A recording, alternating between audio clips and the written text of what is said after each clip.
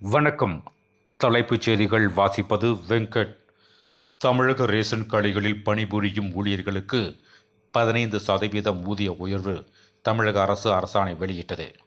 மக்கள் தொகை கணக்கெடுப்புக்கான 4 டிஜிட்டல் தளங்கள் மற்றும் சின்னங்கள் மத்திய உள்துறை அமைச்சர் அமித்ஷா டெல்லியில் அறிமுகம் செய்தார்.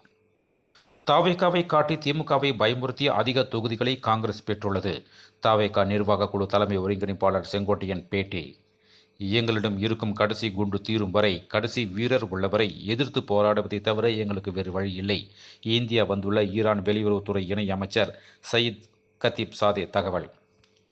இந்தியா அமெரிக்காவின் அடிமையாகிவிட்டது. சென்னையில் நடந்த பொதுக்கூட்டத்தில் முன்னாள் மத்திய அமைச்சர் ப. சிதம்பரம் பேச்சு. இந்திய கிரிக்கெட் ஜாம்பவான் சச்சின் தெண்டுல்கரின் மகன் அர்ஜுன் தெண்டுல்கர் சானியா சந்தோக் திருமணம்.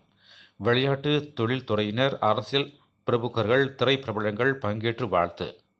தவேகாவினரை உளவியல் ரீதியாக விஜய் பக்குவப்படுத்த வேண்டும். பாஜக மூத்த தலைவர் எச். ராஜா அறிவுறுத்தல். தேர்தல் நெருங்கும் நிலையில் சி.வி. ஆனந்த போஸ் திடீர் ராஜினாமா. மேற்கு வங்க ஆளுநராக ஆர்.என். ரவி நியமனம். கோவையில் மூதாட்டியை கொன்று நகைகள் கொள்ளை, வேலைக்கார பெண் தலைமறைவு. நாகையில் இருந்து இலங்கைக்கு பயணிகள் கப்பல் சேவை மீண்டும் தொடங்கியது. உற்சாகத்துடன் பயணிகள் புறப்பட்டனர்.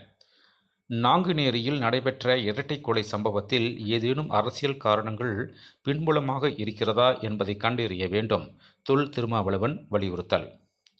துபாயில் சிக்கியுள்ள இந்தியர்கள் சொந்த நாடுகளுக்கு திரும்ப ஏதுவாக 100 சிறப்பு விமானம் இயக்கம்.